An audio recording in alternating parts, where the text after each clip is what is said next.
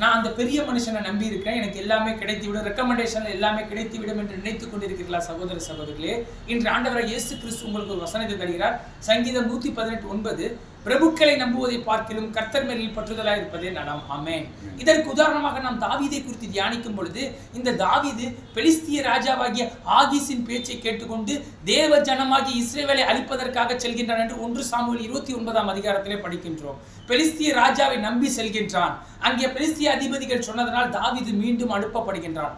அது மட்டுமல்லாமல் சிக்லாக்கிலே தன் மனைவி பிள்ளைகளையும் இழந்து போகின்றான். இங்கே ஒரு ராஜாவை நம்பிதனால் தாவீது அவமானம் அடைந்தான். மீண்டும் கர்த்தரிடத்திலே அவன் திரும்பி வந்து கர்த்தரிடத்திலே சேர்ந்த பொழுது தான் இழந்த அனைத்தையும் பெற்றுக்கொண்டான் என்று நாம் படிக்கின்றோம்.